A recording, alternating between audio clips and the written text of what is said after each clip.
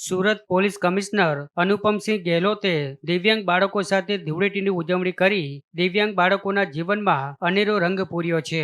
જીવન વિકાસ ટ્રસ્ટ દ્વારા અડાજણ ખાતે દિવ્યાંગ બાળકો સાથે ધૂળેટીની ઉજવણીનો આ કાર્યક્રમ રાખવામાં આવ્યો હતો, જેમાં પોલીસ કમિશનર અનુપમસિંહ ગેહલોતે ધર્મપત્ની સંધ્યા ગેહલોત સહિત અન્ય પોલીસ અધિકારીઓ સાથે હાજરી આપી હતી અને દિવ્યાંગ બાળકો સાથે ધૂળેટીની ઉજવણી કરી હતી. આથી દિવ્યાંગ બાળકોના ચહેરા પર અદ્ભુત ખુશી જોવા મળી હતી. बाळको साथे અમે લોકો ધૂળેટી મનાવી જોઈએ. ખૂબ ખુશ છે એવા અમારા બાળકો જોઈએ અને હું બધાને આજ ઉપરવાલાથી વિનંતી કરીએ છીએ કે અમારા બાળકોની જિંદગી ખૂબ સરસ રહે.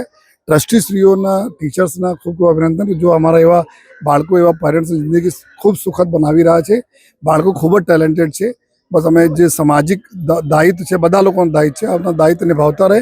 આ બાળકોની જિંદગી બી ખૂબ સરસ રહેશે અને આ ચહેરે પર ખુશી જોઈને અમે લાગે છે કે બાળકો હોલી સેલિબ્રેટ કરવામાં, ધૂળેટી સેલિબ્રેટ કરવામાં કેટલા ખુશ છે.